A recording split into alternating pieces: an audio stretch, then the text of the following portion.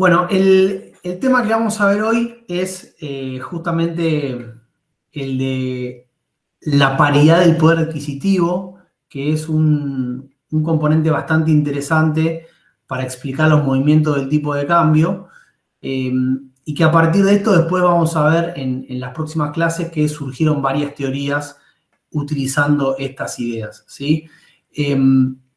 Pero primero que nada, como para retomar un poquito lo que charlamos la semana pasada y a modo de introducción, ¿sí? Recuerdan que lo que vimos la semana pasada era básicamente la determinación del tipo de cambio entendida como un precio que representa digamos, el poder de compra de la moneda local en el extranjero, y que justamente ese precio se movía fundamentalmente por cuestiones vinculadas con la oferta y la demanda de dólares, ¿sí? Y bueno, ahí vimos los distintos componentes que podían afectar esta oferta y esta demanda. Y en particular, lo que vamos a ver hoy va a estar más bien enfocado en vincular la cuenta corriente, o si quieren en particular, la balanza comercial de bienes y servicios con el tipo de cambio, ¿sí? Es decir, tratar de vincular al valor del tipo de cambio pura y exclusivamente con cuestiones atadas a las exportaciones y a las importaciones de bienes y servicios, ¿sí? Ahora bien, antes de arrancar, la cuestión que está, digamos, de fondo de todas las teorías que vamos a ir viendo más adelante es si existe o no un tipo de cambio de equilibrio, ¿sí? O sea, lo que están viendo acá en el gráfico es el tipo de cambio real de Argentina desde el 95 hasta la actualidad. Y primero, digamos, fíjense en la línea gruesa, que es la que justamente muestra el valor tipo de cambio real. Vean cómo, digamos, se mueve bastante, ¿sí? Tuvo un periodo de muchísima estabilidad entre el 95 y el 2001, que es la famosa convertibilidad, el 1 a 1. Después tuvo un salto tremendo, la devaluación de principio del 2002. A partir de eso tuvo una apreciación, una reducción sostenida hasta más o menos, digamos, mediados de 2014. A partir de ahí se ven un par de saltos cambiarios. En realidad hay uno antes pero digamos es por un tema internacional, la crisis del 2008, ¿sí? Y entonces, fíjense que a partir de eso después tiene un par de saltos, 2014, 2015, 2018, 2019, y así llegamos al nivel actual, ¿sí? Ahora, como les decía antes, la cuestión o la pregunta que uno trata de hacerse cuando ve este gráfico es si existe un valor del tipo de cambio que sea de equilibrio, ¿sí? ¿Qué significa esto? Bueno, si existe un valor al cual el tipo de cambio tiende, y justamente si tiende ese valor es porque de alguna manera eso me equilibraría, ¿no?, el valor del tipo de cambio con lo que está sucediendo en la economía. ¿Está bien? Por ejemplo, la línea punteada que ven ahí es simplemente el promedio de todos los valores del tipo de cambio observados entre 1995 y el 2021, ¿sí?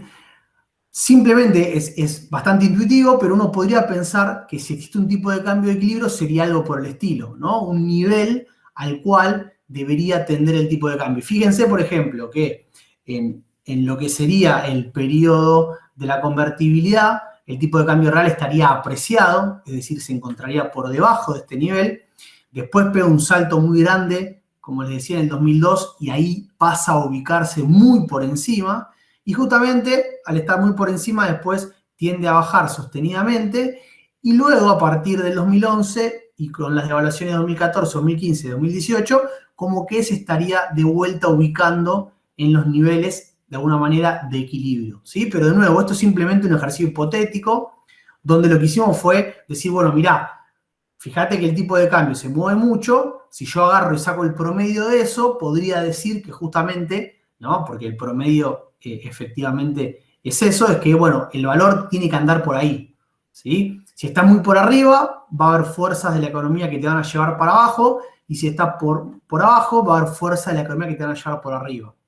Ahora, varias preguntas surgen de esto, ¿no? La primera es, ¿cuál es ese valor de equilibrio? ¿Por qué sería ese el valor de equilibrio?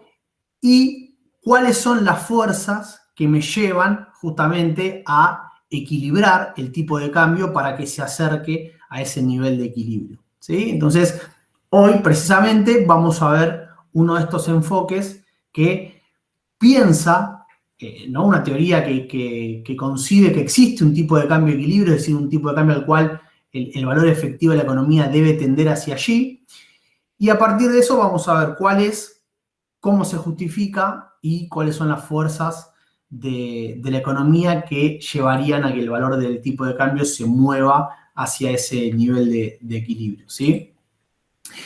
Entonces, el primer concepto que es muy importante para lo que vamos a ver hoy es lo que se conoce como la ley del precio único. Lo pongo entre comillas porque después vamos a ver que de ley tiene bastante poquito, pero la idea de este concepto, que es bastante intuitivo, es que si uno observa dos productos exactamente iguales que se venden en dos países distintos, ese producto debería tener el mismo precio, ¿sí? Obviamente que para tener el mismo precio sabemos que estamos hablando, por ejemplo, de una botella de Coca-Cola, y la quiero comparar, como ahora vamos a ver el ejemplo, entre el precio que tiene en Montevideo y en Nueva York. Bueno, obviamente estamos hablando siempre de utilizar una misma moneda para comparar.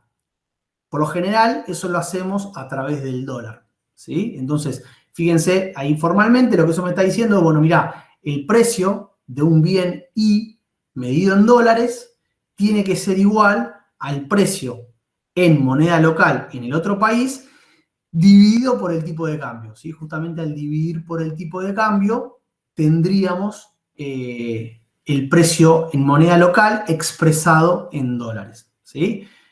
Veamos un ejemplo. Imagínense que una botella de coca, una latita de coca, en Montevideo sale 62 pesos, ¿no? 62 pesos uruguayos. Y nos fijamos y el tipo de cambio de la moneda uruguaya en relación con el dólar es de 42 pesos. ¿Eso qué significa? Bueno, yo hago la cuenta, 62 pesos en moneda local dividido el tipo de cambio, me da que el valor en dólares de esa botella debería ser 1,5 dólares. ¿Sí? Eso es lo que sale esa botella en Uruguay. ¿Sí? Yo agarro ese precio en dólares y lo comparo con el precio de Nueva York. Bueno, el precio tendría que ser exactamente el mismo. ¿Por qué tendría que ser exactamente el mismo? Bueno, imaginen que no fuesen iguales. Imaginen que en Uruguay la botella de Coca-Cola sale mucho más barata de lo que sale en Nueva York, ¿sí?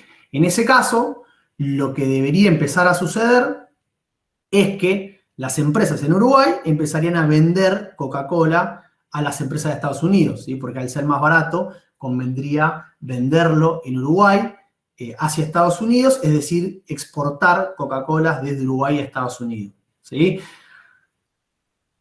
¿Qué empezaría a pasar? Bueno, obviamente el aumento de la oferta de botella de Coca-Cola en Estados Unidos debería hacer que baje su precio hasta que se equiparen, ¿sí? De esa manera deberíamos ver que todos los productos tienen medido en la misma moneda el mismo precio, ¿sí? Esa sería la idea de la ley del precio único, LPU, que después lo van a ver escrito así para abreviar, ¿sí?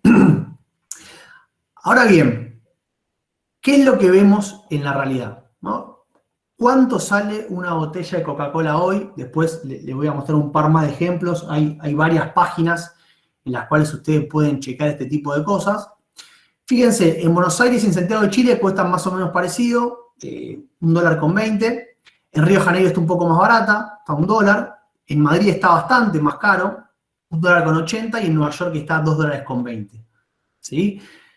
La primera cuestión que vamos a decir, y lo vamos a charlar un poquito más adelante, es que evidentemente los precios son bastante diferentes en los países, ¿sí? O sea que a priori, por lo menos hoy, digamos, septiembre del 2021, no existe a nivel mundial una convergencia por lo menos para el precio de la Coca-Cola, ¿sí? Después vamos a ver si es que para otros precios puede pasar o si es que esto es una cuestión simplemente de que en el futuro esto debería suceder, ¿sí? Pero la cuestión más importante es que esta ley lo que me dice es que todos los precios medidos en la misma moneda en diferentes países deberían tender a ser iguales, ¿sí? Justamente a partir de esta, entre comillas, ley, es que surge la teoría de la paridad del poder adquisitivo. ¿Qué dice esta teoría? Bueno, si en lugar de hablar de un solo producto individual, yo hablo de todos los bienes que se producen en una economía, en ese caso, lo que voy a decir es que deberían igualarse no solamente un producto individual, sino todos los productos de la economía, ¿sí? Entonces, lo que esta teoría me dice es, mirá, vos agarrá el nivel de los precios de una economía, es decir, agarrá todos los precios, como si fuese en Argentina, ¿no? Lo hace el INDEC, agarrá todos los precios de una economía, compará ese nivel de precios con los precios que tenés en el extranjero, y eso te debería dar un valor de un tipo de cambio, de alguna manera, de equilibrio, ¿sí? O sea, estamos haciendo lo mismo que hicimos en la filmina anterior, pero en lugar de agarrar un producto individual, el razonamiento ¿cuál es? Bueno, mirá, si para un producto individual esto se cumple, se tiene que cumplir para todos los productos. Y se cumple para todos los productos, justamente, esto me imagino que ya una vez lo vieron, pero la suma o el promedio de todos los precios de una economía me da el nivel general de precios, ¿sí? Que no es otra cosa que, después vamos a ver, la inflación. Entonces, lo que esto me está diciendo es, el nivel de precios de tu economía tiene que ser similar al nivel de los precios que se ven en el extranjero, ¿sí? Siempre medidos a través de el tipo de cambio. Ahora bien, si a eso yo además le agrego la idea de que si hay desajustes, esos precios van a tender a acomodarse, yo termino en una teoría del tipo de cambio. Fíjense, ahí lo que yo estoy diciendo es, bueno, mirá, manipulando, ¿no? la ecuación o la fórmula anterior, si yo paso el tipo de cambio para otro lado, lo que esto me está diciendo es que si los precios de tu economía son más elevados que los precios en el extranjero, eso debería compensarse con un tipo de cambio más alto, ¿sí? ¿Por qué? Porque justamente ese tipo de cambio más alto es lo que va a equilibrar el precio de tu economía medido en dólares, ¿sí? Entonces, el punto, que lo que me está diciendo esta teoría, es que el tipo de cambio de tu economía tiene que equilibrar los niveles de precio de tu país en relación a los que se observan en el resto del mundo, ¿sí? ¿Cómo entonces, digamos, utilizamos lo que sería el tipo de cambio que establece la PPA? Bueno, justamente yo agarro y comparo el nivel de precios de Argentina, ¿sí? Por ejemplo, comparo con el de Estados Unidos. Al comparar esa relación de precios, me va a dar un valor de tipo de cambio, que justamente es el tipo de cambio que me diría que la paridad del poder de compra se mantiene, ¿sí? Por eso el nombre, paridad del poder adquisitivo, es que en los dos países el poder de compra de la moneda es exactamente el mismo.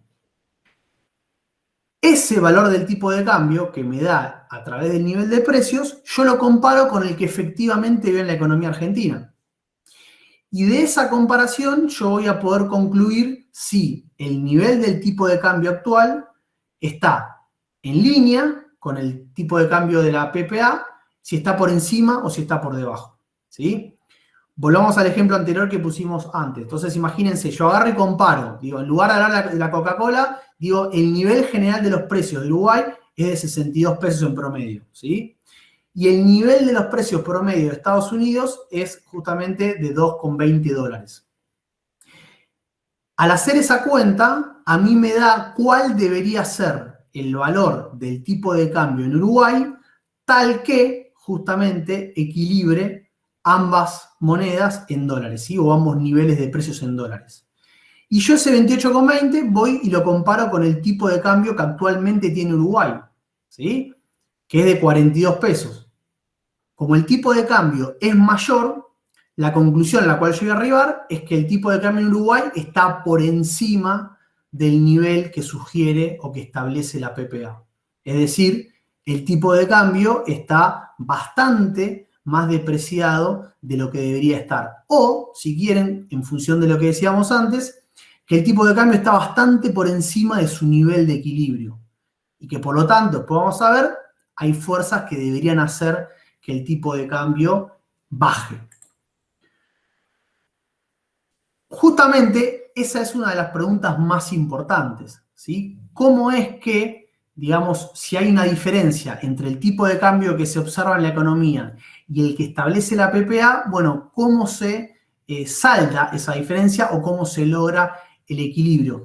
Bueno, básicamente, y como les decía al principio de la clase, esta teoría se centra en los flujos comerciales, ¿sí? Lo que esta teoría me va a decir es, bueno, mirá, si el tipo de cambio de Uruguay está muy depreciado en relación al de la PPA, eso significa que los productos en Uruguay están muy baratos, ¿sí? Medidos en dólares. Por lo tanto, ¿eso a qué llevaría? Bueno, eso llevaría a que aumenten las exportaciones desde Uruguay hacia Estados Unidos. Y, digamos, por la misma argumento, lo que diríamos es que se van a reducir las importaciones. Es decir, Uruguay va a tener un superávit en la balanza comercial. Y recuerden que un superávit de la balanza comercial significa que están entrando a Uruguay más dólares de lo que están saliendo, ¿sí? Entonces, ese ingreso superavitario de divisas hace que el valor del dólar de Uruguay empiece a bajar. ¿Y hasta dónde va a bajar? Bueno, justamente hasta que se ubique en el nivel de equilibrio con la PPA. Y fíjense que entonces eso también implica que se equilibre la balanza comercial. Esta es una cuestión también muy importante que la tenemos que vincular con lo que era en la primera parte de la materia, ¿sí? O sea, lo que estamos diciendo es que si el tipo de cambio se ubica por encima del que establece la PPA, eso automáticamente te llevaría a un superávit comercial. Es decir, que cuando tu economía está en desequilibrio, porque tienes un tipo de cambio que está por encima del equilibrio, eso te lleva a un superávit comercial.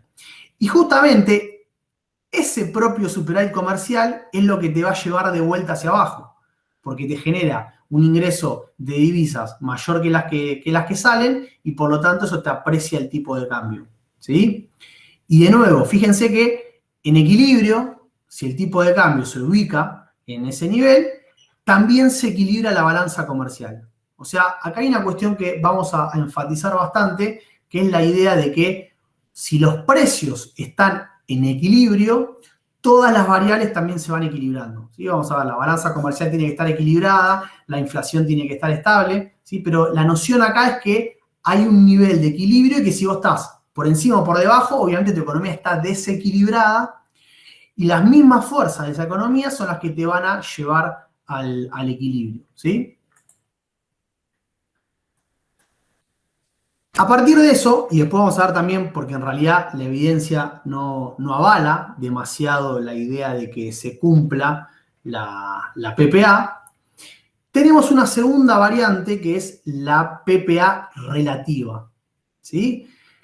¿Qué me dice esto? Lo que me dice es, bueno, no pensemos en el nivel del tipo de cambio de equilibrio, sino pensemos en las variaciones, ¿sí? Es decir, si en lugar de hablar de el nivel de precios, hablamos de las variaciones de los precios, lo que en realidad estamos diciendo es que la inflación de mi economía, si es distinta de la inflación del otro país, bueno, la variación del tipo de cambio tiene que ajustarse de modo de mantener el valor del tipo de cambio de la PPA, ¿sí? Fíjense ahí la fórmula, lo que esto me está diciendo es, mirá, por ejemplo, si Argentina tiene 40% de inflación, o sea, los precios de su economía aumentan a un 40%, y en cambio los precios en Brasil aumentan al 10%, la inflación es del 10%, fíjate que están creciendo mucho más rápido los precios de Argentina que los precios de Brasil.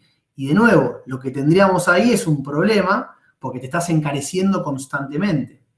Entonces, lo que me dice esta teoría es, bueno, esa diferencia en las inflaciones se compensan con devaluaciones del tipo de cambio, ¿sí? Para mantener estable el valor real, ¿no? el poder de compra del tipo de cambio, debería devaluarse aproximadamente un 30% para compensar esa diferencia en la inflación, ¿sí? Entonces, la PPA relativa me habla de las variaciones del tipo de cambio y me las vincula con la inflación en los países. O sea, en lugar de hablar de los niveles de las variables, hablamos de las variaciones. Y ahí, en lugar de hablar de precios, hablamos de inflaciones, ¿sí? Que esto para Argentina es bastante relevante. Pero fíjense que estamos siempre dando vueltas sobre lo mismo, ¿sí?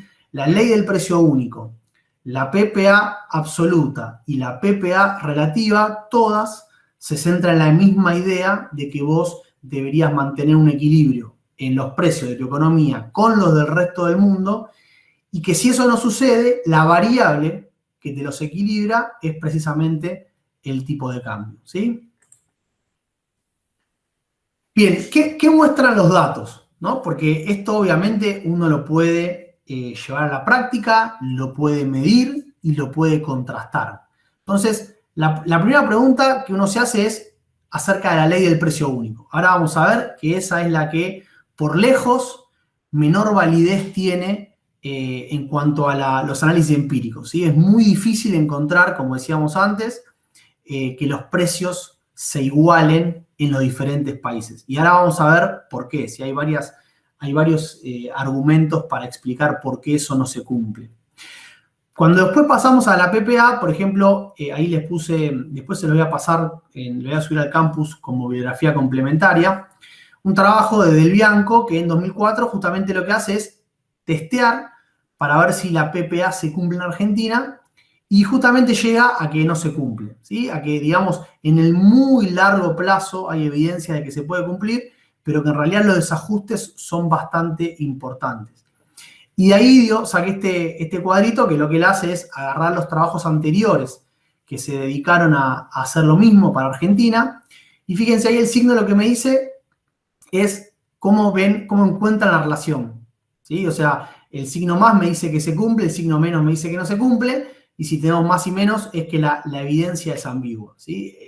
Fíjense que no hay una conclusión absoluta, pero que en general es difícil de encontrar que la PPA se cumpla, ¿sí? Lo que la mayoría de trabajos muestran para Argentina y para el resto del mundo es que si agarramos periodos de tiempo muy, muy largos, digamos 50, 100 años, bueno, ahí sí vemos que algo de esto hay, ¿sí? Que era un poco lo que veíamos al principio cuando les mostré para Argentina el tipo de cambio, bueno, del 95 al 2021, que son casi 30 años. Bueno, fíjense que ahí es como que uno ve que el tipo de cambio hacia algo tiende, ¿sí? Entonces, cuanto más largo el periodo de tiempo, ahí parece, digamos, verificarse un poco más la idea de la PPA. Obviamente después uno tiene que preguntarse, bueno, pero ¿qué relevancia tiene un enfoque que me explica el tipo de cambio de acá a 30 años, ¿no? Entonces, justamente la clase que viene vamos a ver cómo esto se puede explicar a través de otras teorías, ¿sí? Ahora bien, la PPA relativa tiene bastante mayor evidencia empírica, y sobre todo para los niveles de inflación más elevados, ¿sí? Digamos, el caso argentino es un caso típico donde si uno agarra la inflación y la compara con la tasa de depreciación del tipo de cambio, va a ver que se mueven bastante en línea, ¿sí? Y fíjense, este gráfico justamente muestra un poco esto, no para Argentina, sino para un montón de países. Lo que hice acá fue agarrar unos 30 países, agarrar la inflación promedio que cada uno de esos países tuvo entre el 2000 y el 2020, y también agarrar la variación del tipo de cambio que tuvieron en ese mismo periodo, y lo ven en ese gráfico que está ahí, ¿sí? Entonces, lo que ustedes están viendo ahí, cada puntito representa un país. Y fíjense que lo que me está mostrando el gráfico es que hay una relación positiva entre la tasa de inflación y la tasa de depreciación del tipo de cambio, que es justamente lo que predice, de alguna manera, la PPA relativa, ¿sí? A inflación más elevada, vos deberías tener una depreciación del tipo de cambio más elevada, justamente para equilibrar el poder de compra de tu moneda en relación al resto del mundo, ¿sí? Y si en cambio vos tenés una inflación más baja, tendrías una depreciación también menor del tipo de cambio, ¿sí? Acá los datos se ajustan bastante bien a lo que marca la teoría, con lo cual este es un punto interesante para retener de cara a lo que vamos a ver más adelante, ¿sí? Otra manera también de verificar esto, quizás alguna vez lo escucharon, es el índice Big Mac. En el texto que les pasé, ahí tienen un recuadro, la historia, ¿no? Donde básicamente The Economist, que es una de las revistas más conocidas de economía, ahí a fines de los 70, justamente lo que hizo fue armar un trabajo para refutar la idea de que la PPA se cumplía, ¿no? Estaba muy de moda en esos años la teoría de la PPA, entonces lo que hicieron fue agarrar y decir, bueno, miren, McDonald's tiene casas de comida por todo el mundo, ¿sí? Y justamente el Big Mac es un producto que es igual en todos los países, que se hace con los mismos condimentos, por lo tanto es un gran producto para testear la ley del precio único y la PPA, ¿sí? Las dos, porque estamos comparando el mismo bien en diferentes países. Entonces lo que hicieron fue agarrar el precio del Big Mac en cada uno de los países, fíjense que acá les puse varios, y con el tipo de cambio, ¿no? Ver cuánto estaba en dólares, y ahí salía el precio de la PPA, ¿no? Tomemos, por ejemplo, bueno, el caso de Estados Unidos es muy evidente, ¿sí? Como la comparación se hace con Estados Unidos, el tipo de cambio siempre me va a dar 1. Ahora, fíjense, por ejemplo, el caso de Argentina. Esto era del 2013, por eso los precios quedaron medio obsoletos, ¿sí? Pero fíjense, el Big Mac en Argentina salía a 19 pesos y en dólares justamente eso me daba que salía 3,82, ¿sí? Por lo tanto, el tipo de cambio de la PPA era de 4 dólares con 35. Ahora, en realidad, el tipo de cambio que se veía en la economía, ¿no? El que efectivamente uno podía comprar $1, era de 4,98. Por lo tanto, lo que esto me está diciendo es que el tipo de cambio vigente en la economía de ese momento era un 12% más depreciado de lo que debería ser según la teoría de la PPA, ¿sí? Ahora bien, fíjense, para todos los países, la columna donde dice el precio del Big Mac en dólares, ¿sí? Si uno viese que la ley del precio único se corrobora en la realidad, debería ver que esos precios son más o menos similares en todos los países. Pero está muy lejos de ser así. Fíjense que, por ejemplo, en Canadá el Big Mac sale 5 dólares con 40 y, por ejemplo, en Malasia sale 2,60. ¿Sí? O sea, sale casi exactamente la mitad en un país que en el otro. O sea, estamos hablando de diferencias muy grandes. Entonces, justamente, lo que concluyó la nota de The Economist era que la PPA no se cumplía. Y a partir de eso, el índice de Big Mac cobró mucha relevancia, al punto que hoy en día, si quieren, pueden googlearlo y van a ver la página. Y ahí en la página ustedes pueden elegir cada uno de los países, se sigue haciendo esto y ver si en la actualidad, a partir del valor del Big Mac que tiene cada país y comparándolo con Estados Unidos, si justamente nuestro tipo de cambio está depreciado o apreciado, ¿sí? Entonces, nada, es una herramienta que se utiliza bastante y que surgió de esta manera. Y obviamente el punto es que vos tenés que tener un producto que sea bastante homogéneo, ¿sí? ¿Por qué? Bueno, acá es donde entramos a todos los distintos argumentos, que son bastantes, que me explican por qué no se cumple en la realidad la ley del precio único. El primero y más importante es el tema del costo salarial, ¿sí? O sea, volvamos si quieren al ejemplo del Big Mac. Yo tengo que el producto es el mismo en todos los países. Ahora, ese producto tiene costos de fabricación y además de los insumos, uno de los principales costos que tiene es el salario.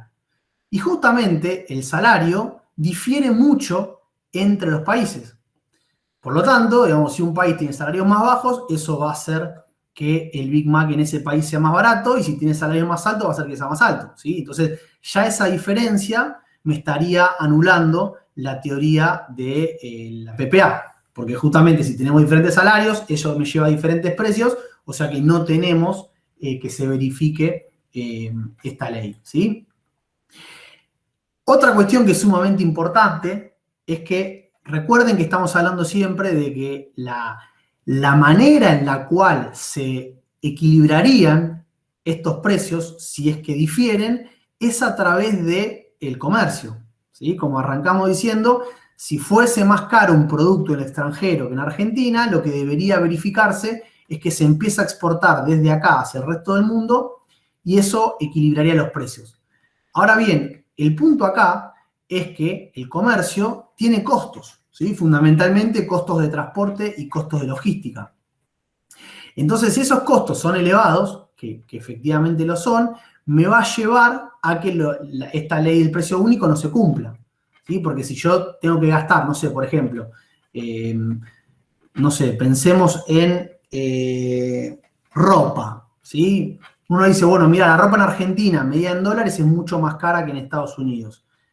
Está bien. Ahora, ¿eso tiene que hacer que los precios se equilibren? Y no, porque después si vos tenés que traer esa ropa en un container y le sumás lo que sale toda esa logística, es probable, quizás, que el precio que termines pagando en Argentina sea igual que comprar la remera acá, ¿sí? Porque justamente todos esos costos de transporte y logística se agregan al precio del producto, ¿sí? Entonces ahí tenemos un segundo elemento por el cual vemos que existen diferencias importantes en los precios, ¿sí? Otro que también es clave y que ustedes lo deberían tener bien en claro es el tema de las barreras arancelarias, ¿sí? Básicamente impuestos, cuotas, que justamente lo que hacen es que si vos le pones un impuesto, sigamos con el ejemplo de la ropa, bueno, yo le pongo un impuesto a la ropa que viene del extranjero, eso obviamente aumenta su precio y hace que no se cumpla tampoco por este lado la ley del precio único, ¿sí? Otro ejemplo más, o digamos otro argumento más, puede ser que el producto sea exactamente igual, pero que la estructura de los mercados en cada país sean distintos. Por ejemplo, si en Argentina hay solamente una empresa que fabrica ropa, vos tenés un monopolio, bueno, eso seguramente le va a dar mucho poder de mercado y va a hacer que la ropa en Argentina sea mucho más cara, porque el monopolio tiene una capacidad de fijar el precio mucho más elevada. Y en cambio, en Estados Unidos vos tenés un montón de empresas que compiten y por lo tanto eso lleva a precios más bajos, ¿sí? Entonces, puede ser que en algunos productos en particular, si en un país tenés un mercado muy concentrado y en otro muy competitivo, también podés tener diferencias de precio por este lado, ¿sí? Por la estructura de los mercados. Después otra cuestión digamos, ya no pensando en la ley del precio único, sino en la PPA, que recuerden que la PPA es generalizar la ley del precio único para todos los bienes de la economía. El tema es que vos cuando comparás, muchas veces estás comparando peras con manzanas, ¿sí? O sea, los productos no son iguales. Digamos, también puede pasar, y después lo vamos a ver, que algunos de esos productos sean exportables y otros no, o sea que también me puede afectar el precio. Pero la cuestión acá es que si uno se pone a fijar, hasta incluso a veces pasa que las medidas de los productos no son las mismas, aunque eso se puede corregir, pero digamos que acá la lata de Coca-Cola sea de 350 y allá sea de 320, ¿sí? Insisto, se podría sacar la proporción, pero bueno, de todas maneras no serían dos productos iguales, ¿sí? Entonces, todas estas cuestiones lo que me muestran es que hay un montón de argumentos válidos que me explican por qué es lógico que uno vea que en la realidad no se verifica que la ley del precio único o la PPA se cumplan, ¿sí? Con lo cual, digamos, la argumentación que me puede dar la teoría es, bueno, mirá, no hace falta que se cumpla. Lo importante es que haya una tendencia a que los precios se igualen, ¿sí? Entonces, esa es como la manera de la teoría de acomodar, ¿no? la falta de evidencia a lo que está estipulando, ¿sí? Entonces, me quiero enfocar un poquito más en algunas de estas críticas o de estas cuestiones por las cuales no se verifica en la realidad, porque después además las vamos a retomar más adelante en las clases que vienen, ¿sí? Fíjense que dijimos que el argumento principal por el cual no se cumplía la PPA es el tema de las diferencias en los precios y los salarios, ¿sí? Entonces, fíjense, ahí tienen la ecuación principal de la PPA, ¿no? El tipo de cambio es aquel que me iguala los precios locales con los precios en el extranjero. Entonces, la pregunta que nos tenemos que hacer es, bueno, ¿qué está por detrás de los precios locales y por los precios extranjeros, ¿sí? En particular, digamos, yo me quiero centrar en los precios locales. Si vieron algún curso de economía, digamos, la pregunta que le estoy haciendo es, ¿qué es lo que determina los precios, ¿no? ¿Cómo una empresa pone los precios?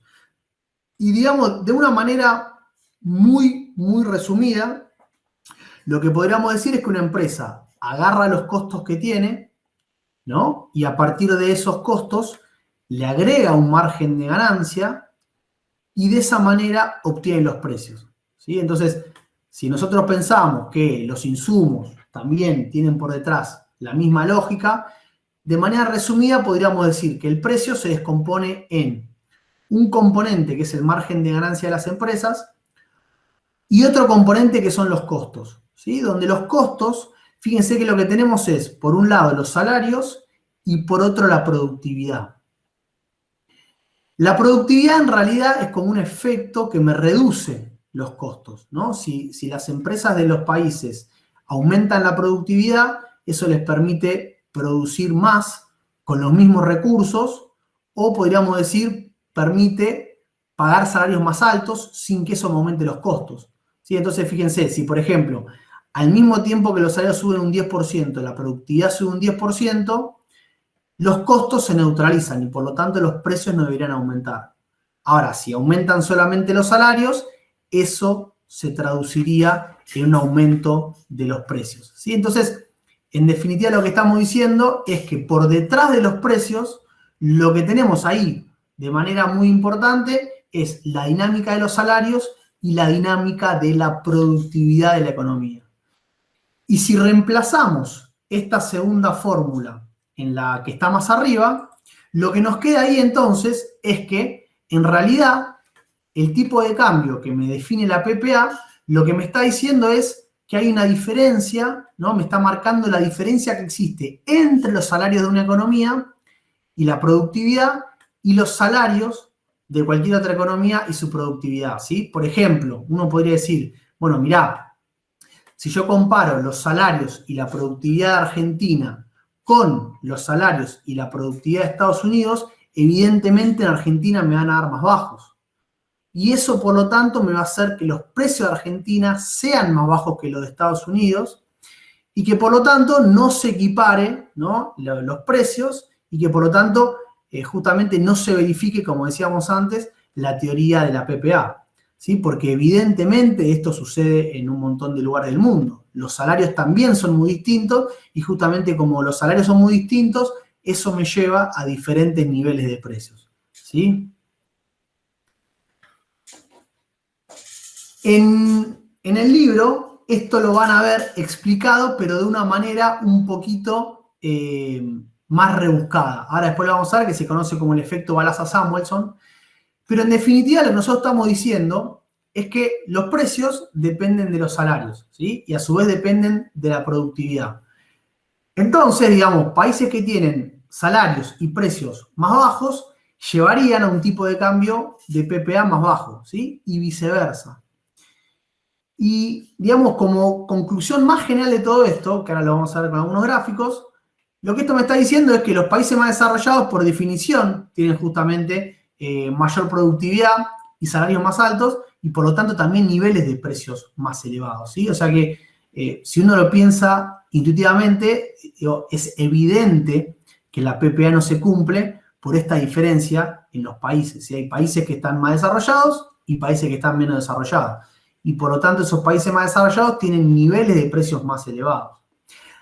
La pregunta que nos queda en el aire todavía por responder es, bueno, pero quizás los países menos desarrollados están tendiendo a alcanzar los desarrollados y por lo tanto en un largo plazo esto podría converger, ¿sí? Bueno, esa justamente ese es el argumento de esta teoría, ¿no? No miremos la foto de hoy, pensemos en lo que puede pasar de acá a 20 o 30 años. Entonces, fíjense acá este gráfico. Justamente es otra muestra más de que la PPA no se cumple, ¿sí? Lo que este gráfico me está mostrando es, está ordenado de menor a mayor el PBI per cápita de los distintos países, ¿sí? Entonces, de esa manera los podemos clasificar en países de ingresos bajos, países de ingresos medios, medios altos y altos.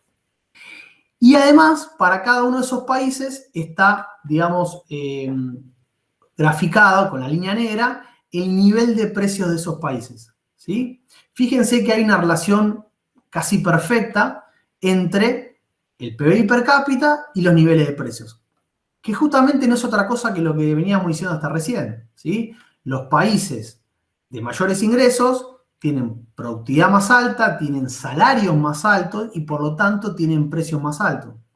Y los países de ingresos más bajos tienen salarios más bajos, productividad más baja y por lo tanto niveles de precios más bajos. Si yo justamente agarrase y comparo el índice de Big Mac de, por ejemplo, Noruega o Estados Unidos y lo comparo con el de Ucrania, con el de Rumania, seguramente me va a dar que en estos países es mucho más barato que en Estados Unidos o Noruega, ¿sí? Pero justamente porque por detrás tenemos la estructura de la economía, la productividad, los salarios y ese tipo de cuestiones. Ahora bien, como les decía, en el libro que yo les pasé, que es el manual, digamos, más utilizado, yo creo que a nivel mundial de economía internacional, tenemos una explicación que es, digamos, similar, pero que le agrega una vuelta de tuerca más, ¿sí? ¿Por qué? Porque hace la distinción entre bienes transables y bienes no transables.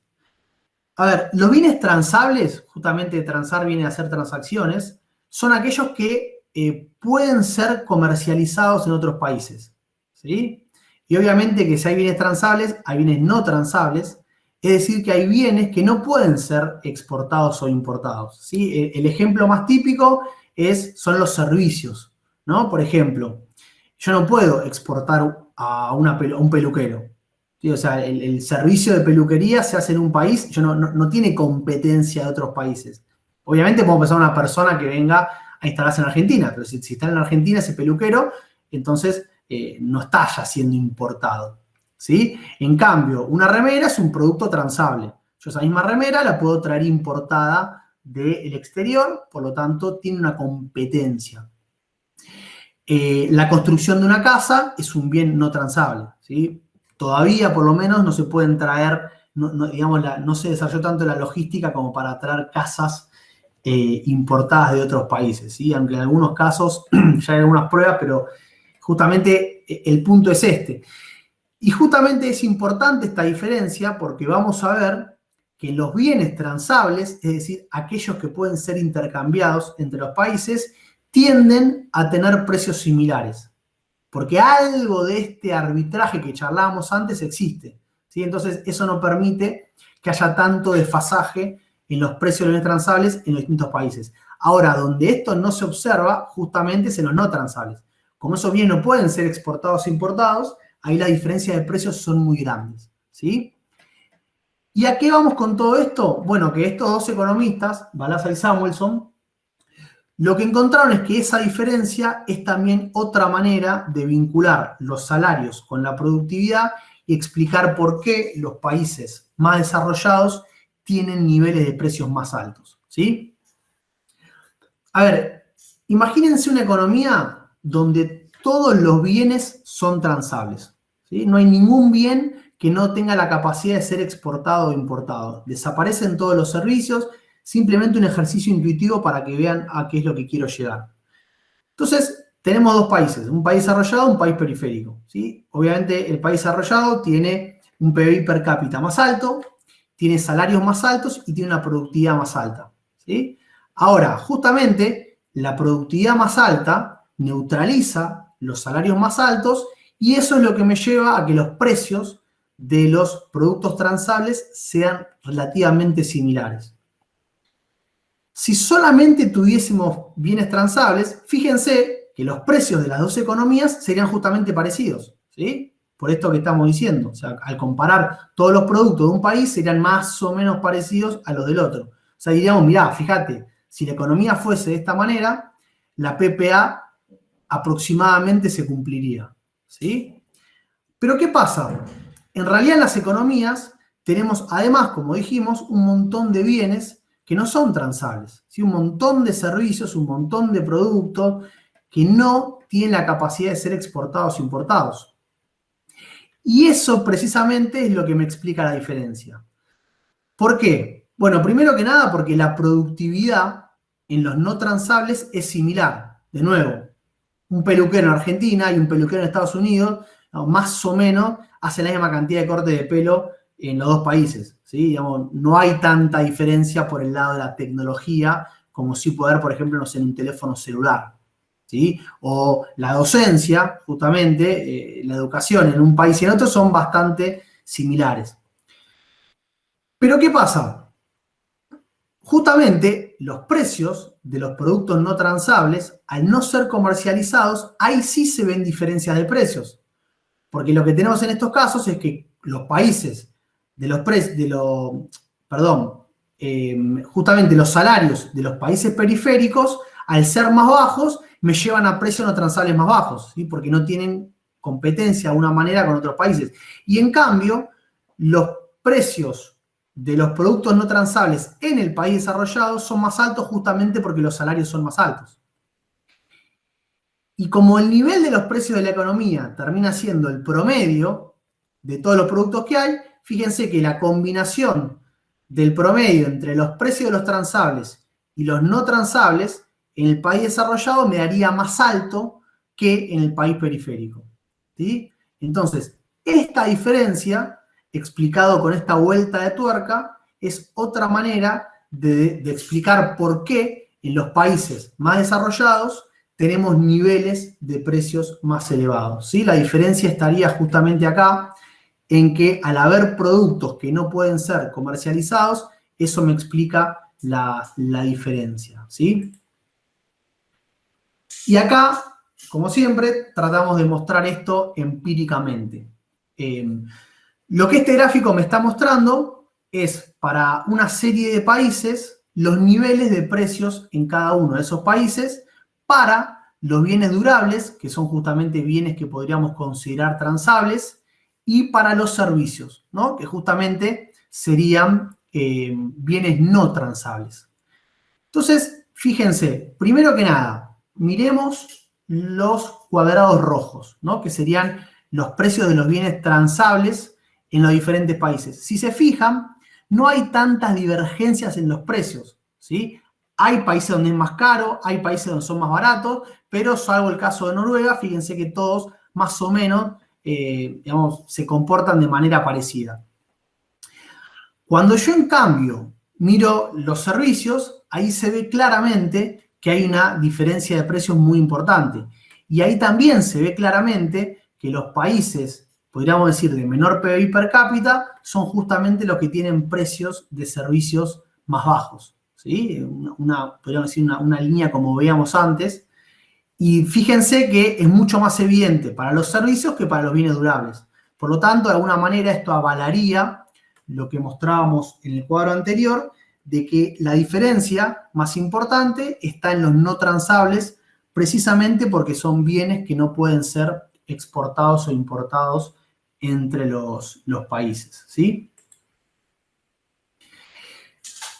Ahora bien, digamos, ¿qué es lo que está por detrás de esta teoría? ¿Sí? Porque justamente quiero ahora dejar de pensar en la foto, ¿no? Como decimos en economía, y pasar a preguntarnos por la película. Es decir, bueno, ok, la PPA no se cumple hoy en día, pero eso no significa que no sea una teoría válida, porque puede ser que en realidad las economías estén desequilibradas y que estén todavía en una transición hacia ese equilibrio. Entonces, preguntémonos qué significa que la PPA se cumpla. Es decir, qué significa que el tipo de cambio de nuestra economía esté en línea con lo que establece la PPA.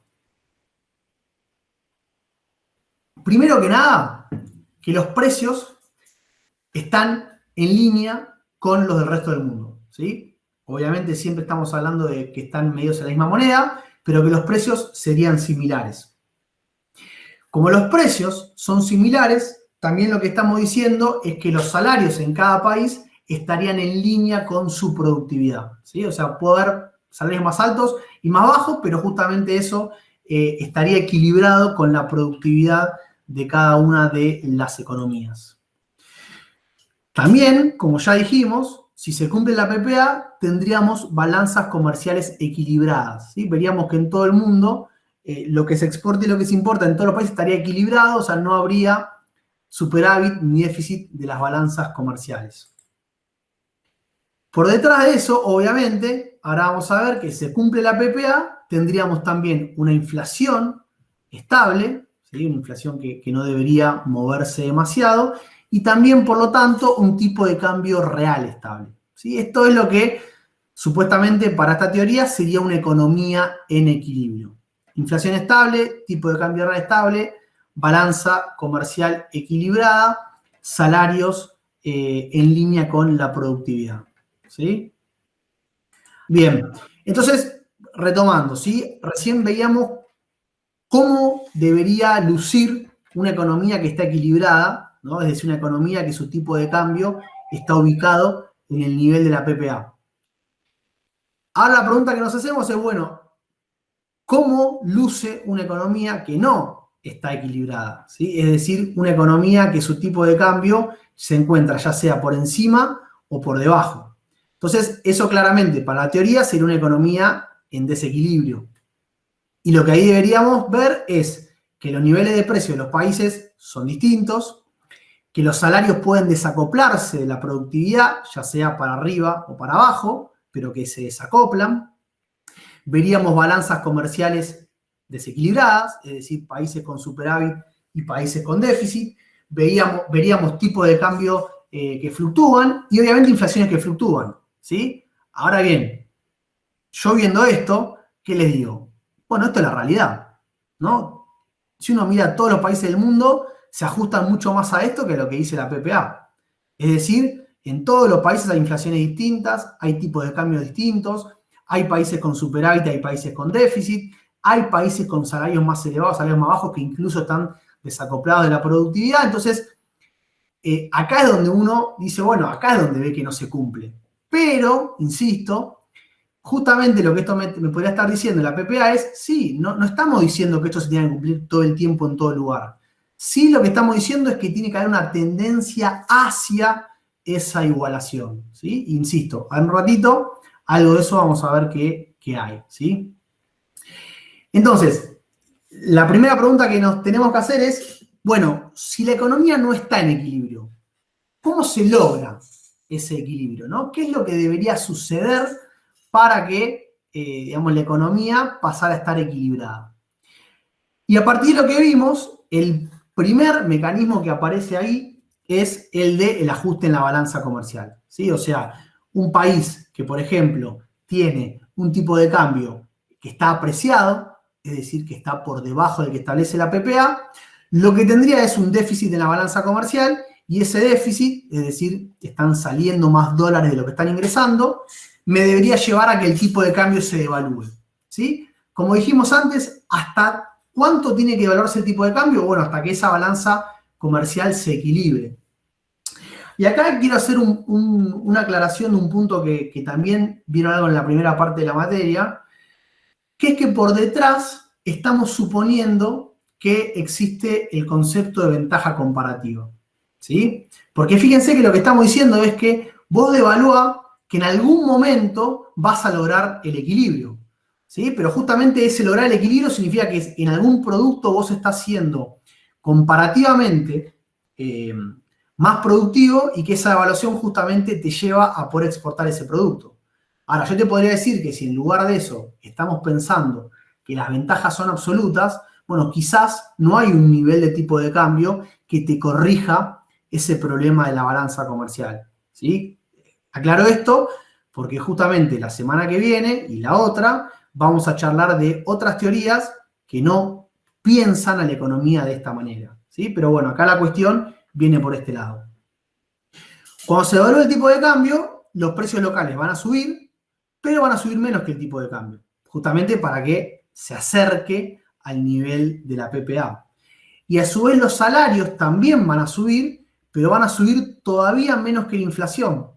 O sea que lo que vos vas a terminar, tu economía, digamos, el ajuste para lograr que tu economía se acerque a ese equilibrio de la PPA, es básicamente a través de los salarios y el tipo de cambio, ¿sí? Esta es una cuestión muy importante, porque justamente esta teoría lo que me está diciendo es, las variables de ajuste son los precios, ¿sí? Y los precios más importantes que me ajustan son el tipo de cambio y los salarios, ¿sí? Los salarios para modificar los precios locales, el tipo de cambio para modificar la relación entre los precios locales y los precios en extranjero, ¿sí? Entonces, las dos variables que ajustan son estas dos, ¿sí? De otra manera, lo que estaríamos diciendo es, si vos tenías un tipo de cambio muy apreciado, es que en realidad tenías salarios más altos y el problema estaba en esas dos variables, ¿sí? Fíjense, como les decía, después igual, insisto, vamos a ver otra teoría que va a interpretar esto mismo de otra manera, pero algo de eso hay, ¿sí?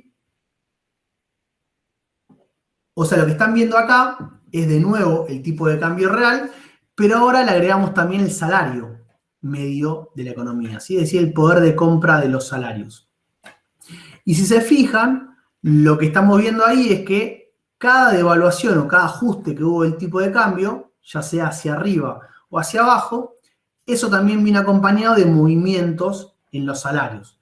Por ejemplo, tomemos los 90, ¿no? Tomemos del 97 hasta la devaluación del 2002. Lo que podríamos decir ahí es que el tipo de cambio estaba muy apreciado, ¿no? Porque, bueno, obviamente después vino toda la devaluación posterior. Y fíjense que los salarios, entonces podríamos decir, según esta teoría, que eran más altos de lo que deberían ser. Entonces, después de eso vino una devaluación que me ajustó a la baja los salarios, ¿sí? Ahora, después que podríamos decir, bueno, mirá, el tipo de cambio en realidad te quedó muy por arriba del nivel de equilibrio y los salarios te quedaron por debajo. Entonces, los mismos mecanismos que vimos recién son los que te empiezan a ajustar al revés. Ahora el salario empieza a aumentar y el tipo de cambio empieza a apreciarse, ¿sí? ¿Hasta qué punto? Bueno, hasta que de vuelta probablemente tu tipo de cambio quedó muy apreciado. Y de nuevo ahí aparecen las devaluaciones, fíjense 2014, 2016, 2018, que te impulsan al alza el tipo de cambio real y a medida que pasa eso, el salario vuelve a caer, ¿sí? Entonces fíjense que, insisto, como les decía antes, no tiene por qué ser estrictamente que esto lo que esté haciendo es que se ajuste la PPA, pero evidentemente hay una relación entre salarios, el nivel de precio de tu economía y lo que está pasando con el valor de tu moneda, ¿sí? Bien, y otra cuestión que es muy importante, que vamos a charlar también en la última clase, es, bueno, ¿cómo vinculamos esto con la política económica? Y la realidad es que hay muy poco margen, digamos, la teoría esta le da muy poco margen a la política económica para hacer cosas con tu economía, ¿sí? Porque fíjense que básicamente lo que esta teoría me está diciendo es, mirá, tu economía tiende al equilibrio, o sea que no tenés que hacer demasiado más que esperar que esto se corrija, ¿sí? Es más, muchas veces lo que termina diciéndome esta teoría es que las políticas que vos hagas en realidad van a terminar perjudicando más de lo que están ayudando a tu economía. Ejemplo típico. ¿Qué pasa si vos haces una política monetaria expansiva, ¿no? Es decir, estás inyectando dinero en la economía.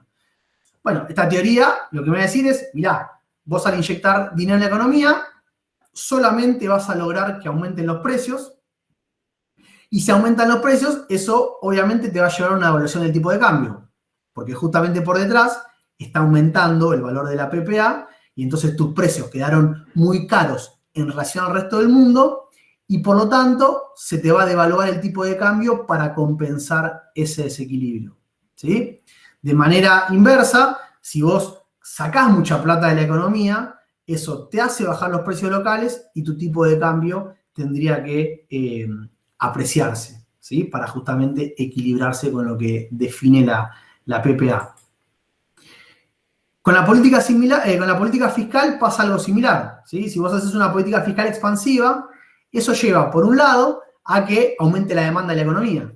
Si aumenta la demanda de la economía, eso hace que aumenten las importaciones, es decir, que salgan dólares, y por lo tanto eso te lleva a que se evalúe el tipo de cambio, ¿sí? Además, la política fiscal también requiere financiamiento, o sea que también estás inyectando liquidez, o sea que ese es otro elemento más para explicar por qué se evaluaría el tipo de cambio, ¿sí? Pero fíjense que básicamente lo que esto te dice es la política expansiva, ya sea monetaria o fiscal, no tiene impactos en el nivel de actividad económica, sino que se te va todo a precios y todo a tipo de cambio, ¿sí? Y lo mismo si haces una política contractiva.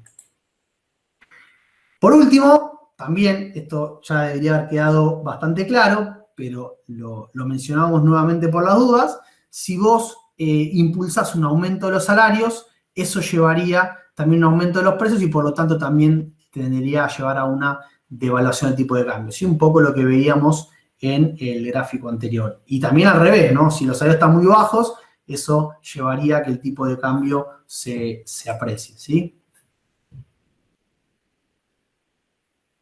Y bueno, digamos, como para ir terminando, ¿no? Entonces, la pregunta es, bueno, tenemos toda la teoría, tenemos todo el comportamiento. ¿Qué me dice la PPA para Argentina hoy, ¿no? ¿Cuál debería ser el tipo de cambio de equilibrio y compararlo con el tipo de cambio actual? Bueno, acá la primera cuestión, y un poco el ejemplo que les había dicho que les iba a mostrar, es que lo primero que uno tiene que hacer es comparar, ¿no? Una canasta de productos, a ver cuántos salen acá y cuántos salen en otros países. Después, si quieren, yo les paso la página esta, se llama Numbeo, está muy buena porque uno pone la ciudad que quiera y la puede comparar con la ciudad que quiera, ¿sí? O sea, pone dos ciudades y automáticamente les tira los precios de un montón de productos, de 1 litro de leche, 1 kilo de pan, 1 litro de nafta, una Coca-Cola, una cerveza, 1 kilo de carne, el alquiler promedio, ¿sí? Un montón de productos. Y justamente lo que me muestra es los precios, ¿no? Medidos en la misma moneda, medidos en dólares. Y fíjense hoy lo barata que está Argentina, ¿no? O al revés, lo caro que está el resto del mundo. Por ejemplo, el país que está más cerquita, por así decirlo, es Brasil, ¿no? Si uno compara con Río de Janeiro, lo que vería es que los precios allá son un 80% más caros, ¿sí? Que igual es un montón. Por ejemplo, no sé, una botella de coca que acá sale 100 pesos, nosotros en Río de Janeiro la pagaríamos 180, ¿sí? Y eso, digamos, en Río de Janeiro. En Santiago ya es un 130, en Montevideo un 150 y, bueno, en Madrid y Miami ni hablar, ¿sí? Ahora bien, acá hay que tener en cuenta una cuestión, digamos, dos cuestiones que son particulares del caso argentino, ¿sí? La primera es qué tipo de cambio utilizamos, porque como sabemos, tenemos un tipo de cambio oficial y tenemos un tipo de cambio paralelo. Pero además, el tipo de cambio oficial en el extranjero tiene un impuesto y una retención del 65%. ¿Sí? Entonces, ya eso justamente me hace que el valor de los precios en el resto del mundo sean mucho más caros, ¿sí? Aunque el tipo de cambio sea más bajo.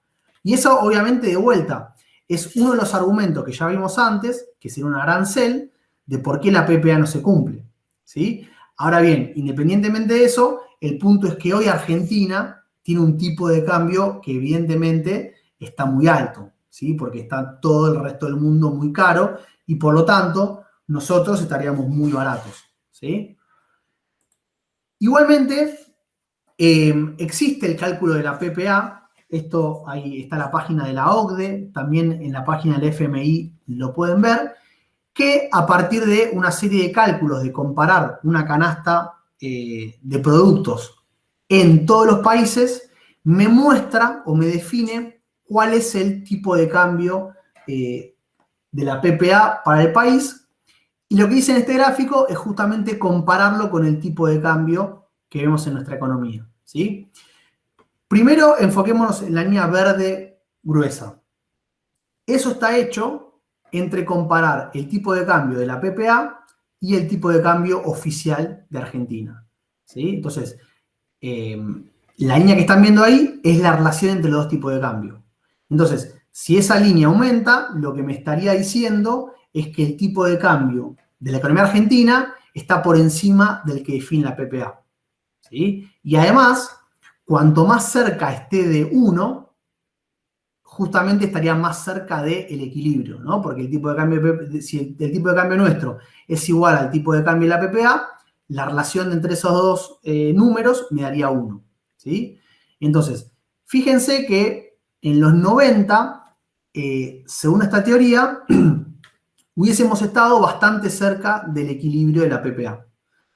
Después, como dijimos, vino la devaluación del 2002, ahí el tipo de cambio queda sumamente devaluado, y podríamos interpretarlo de esta manera: como está muy devaluado, las propias fuerzas de la economía lo llevan hacia abajo hasta, de vuelta, niveles cercanos a los de la PPA en 2014-2015, y de vuelta volvemos a una devaluación a partir de ahí que nos lleva a niveles que hoy estarían muy elevados, ¿sí? Ahora bien, primer punto, ¿no? Pregunta que nos deberíamos hacer.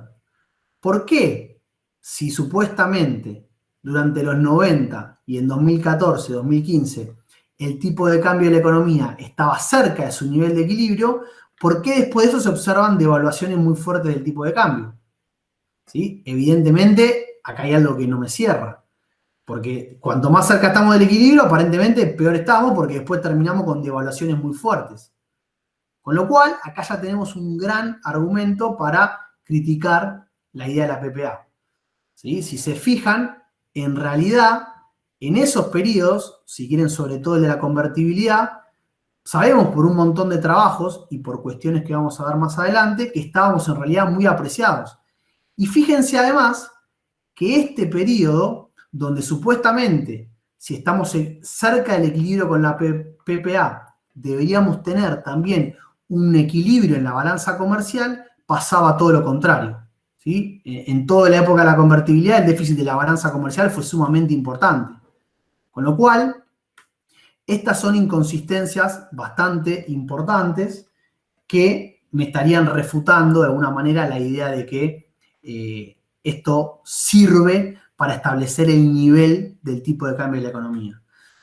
Como les decía antes, es probable que en realidad, si uno piensa cuál debería ser el tipo de cambio de equilibrio, bueno, tiene que ser algún valor entre el de la convertibilidad y el pico del 2002, ¿sí? Porque justamente podríamos pensar que si logramos que el tipo de cambio se mantenga en el medio, ahí no tendríamos estas devaluaciones que tuvimos, ¿sí?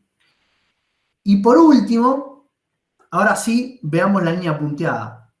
La línea punteada me está mostrando el valor del tipo de cambio paralelo en Argentina en la actualidad. Como ustedes saben, hoy tenemos un tipo de cambio oficial, que es la línea verde, pero un tipo de cambio paralelo al cual se compran y se venden dólares mucho más elevado, ¿sí? Y fíjense que según la comparación con la PPA, ese tipo de cambio de la actualidad sería todavía más alto que el de la crisis del 2001.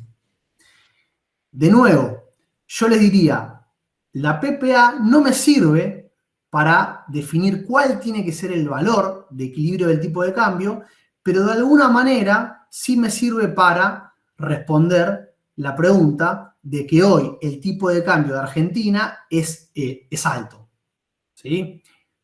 El tipo de cambio oficial está bastante elevado, y ni hablar del tipo de cambio paralelo, ¿sí? Está en niveles altísimos en la comparación histórica. Y también la comparación de los precios de Argentina con el resto del mundo. Entonces, justamente, bueno, ¿la PPA sirve o no? Y yo les diría, miren, me sirve simplemente como una aproximación para pensar que si hoy el tipo de cambio está en niveles muy elevados, eso debería tender a hacer que en un futuro baje. Ahora, lo que no estamos en condiciones de responder con esta teoría es cuánto va a tardar y si efectivamente va a bajar. Porque ya les digo, la semana que viene vamos a agregar otros componentes que me podrían explicar por qué podría ser que en lugar de bajar siga subiendo.